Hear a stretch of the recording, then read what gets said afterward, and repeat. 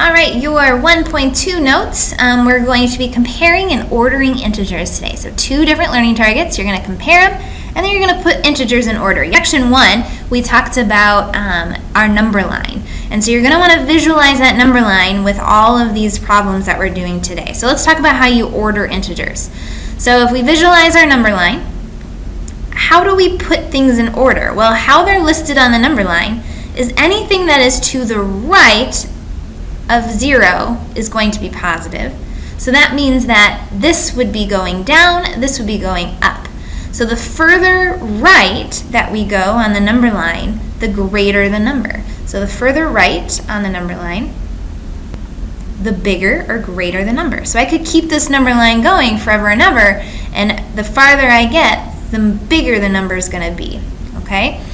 So it's important to remember that when we put these in order. So if I asked you to place these integers in order from least to greatest, we're going to want to visualize what would be the furthest on our negative side up here. Remember, anything to the left of 0 are going to be negative numbers.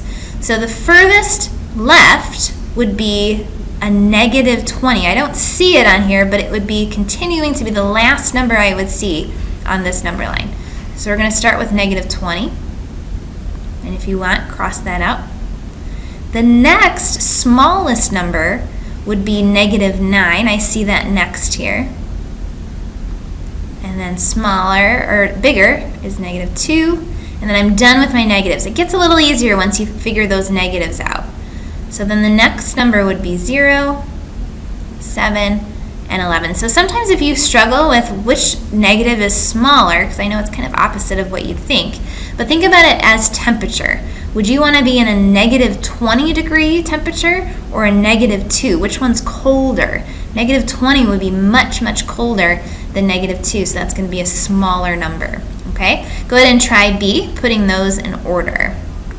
All right, our next learning target is talking about comparing integers, and we're going to use inequality symbols to compare 2 or more integers. So whenever you see this symbol right here, this stands for less than, and then this symbol right here stands for greater than, and then of course this is our equal sign. That's not an inequality sign, but if 2 numbers are equal to each other, that's the symbol you're going to use. Now, a lot of people use various hints for how to remember these comparison symbols. So some that I've heard in the past, some people like to think them as alligator signs. Maybe you've heard of that. So the alligator eats the bigger number. Sometimes that might help you. Another thing that I've heard is the arrow. Think of it as an arrow. And the arrow points to the smaller number. Points to the smaller. Okay, so if we're looking at these symbols, the number that's smaller would be on this side of the inequality, and the number that's bigger, the alligator is going to eat it. So whatever helpful hints you have, maybe the next time we talk about this, if you can help us out and remember or share some of those helpful hints, that would be wonderful if you could bring that up next time we're together. Okay, so let's try some of these, and then I'll have you try some of them on your own.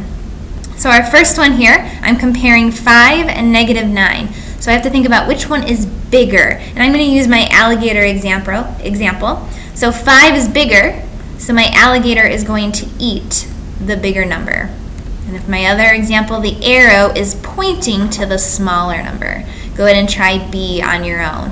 All right, C looks like it's bringing this absolute value concept back. Remember, absolute value is what's the distance this number is from 0. So this is just 10. And then whenever I ask you for absolute value, I'd write that actual value down beneath or below. So what is the absolute value of negative 10? The answer is 10. So now I'm comparing 10 and 10, and those are equal integers. I'm going to put an equal sign right there. Okay? You should be able to try the rest on your own and check your answers.